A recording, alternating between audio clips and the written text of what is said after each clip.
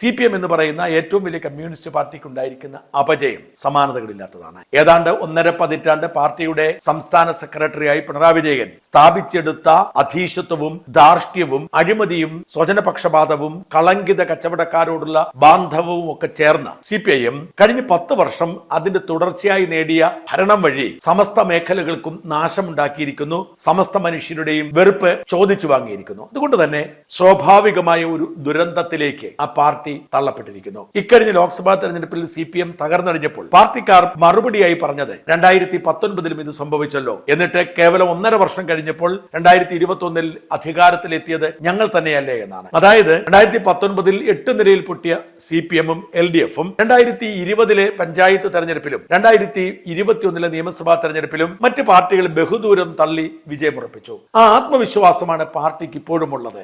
എന്നാൽ അന്നത്തെ സാഹചര്യമല്ല ഇപ്പോഴുള്ളതെന്നും പാർട്ടിയുടെ അടിസ്ഥാന വർഗ വോട്ട്, അതായത് അവർണ ഹിന്ദു വോട്ടുകൾ പൂർണ്ണമായും നഷ്ടപ്പെട്ടുകൊണ്ടിരിക്കുന്നു എന്ന യാഥാർത്ഥ്യം പാർട്ടി തിരിച്ചറിയുന്നുണ്ട്. അത് നേരത്തെ തന്നെ നഷ്ടപ്പെടാൻ തുടങ്ങിയിരുന്നു. അതിനെ കോമ്പൻസേറ്റ് ചെയ്യാൻ മുസ്ലിം വോട്ടുകൾ ഉറപ്പിച്ചായിരുന്നു പിണറായി മുമ്പോട്ട് പോയത്. ആ തന്ത്രം വിജയകരമായിരുന്നു. എന്നാൽ മുസ്ലിം സമൂഹത്തെ പറ്റിക്കുകയാണ് പിണറായി യഥാർത്ഥത്തിൽ ഹിന്ദു രാഷ്ട്രീയക്കാരനാണ് എന്നവർ തിരിച്ചറിഞ്ഞ് ആ തിരിച്ചറിവിൽ അവർ ചെറുത്തുനിൽപ്പ് പ്രഖ്യാപിച്ച ഒരു സാഹചര്യം രൂപപ്പെട്ടു. അതുകൊണ്ട് തന്നെ അടുത്ത നിയമസഭാ തെരഞ്ഞെടുപ്പിൽ അത്തരമൊരു സാഹചര്യം രൂപപ്പെട്ടില്ല.